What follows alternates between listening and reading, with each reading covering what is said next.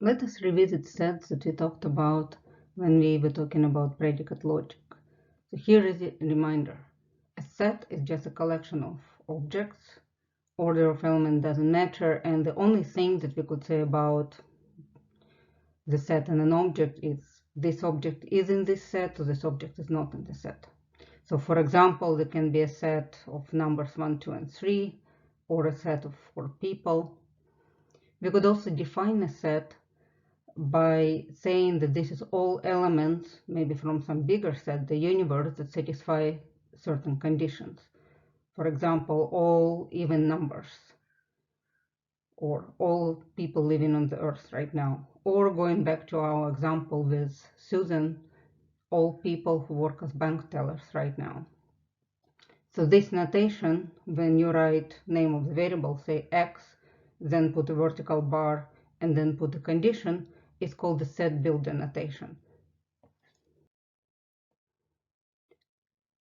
So, as we said before, the main thing that we can say about a set and an element is whether an element belongs to a set or it doesn't. And this is a notation we are going to use to denote whether an element A, usually we use lowercase for elements, is in a set S. Usually we use all capitals to write down set names. And similarly, we could write A is not an S, and this is the same as saying not of A in S. So going back to our type checking, S is of a type set, A is of the type element, but the whole thing is actually of the type Boolean. A is in a set, yes or no. So that's a predicate, a Boolean type.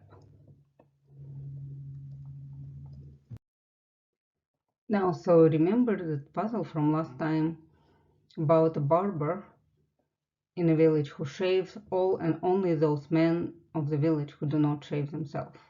And the question was, who shaves the barber? This seemingly simple and innocuous question actually troubled mathematicians when they were working on set theory, trying to build the foundation of mathematics out of set theory, which they largely succeeded in doing. And here is where the trouble lies. Suppose we have a set of all men who don't shave themselves. Now, barber, as we assumed, is a man. Is he in a set? Is he not in a set? Well, if he is in the set S, then he doesn't shave himself, so, well, he shouldn't shave himself. If he is not in a set, then he shaves himself, but he shouldn't, because he should only shave men in a set S. So this leads to a paradox. And the reason for the paradox is that in a way the set S is defined in terms of itself.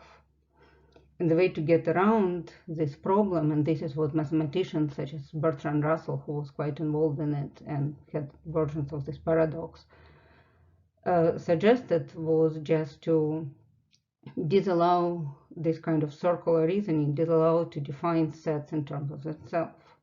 I wouldn't say it really solves the problem, solves the paradox, but at least it lets them build the foundation of mathematics on the properties of sets.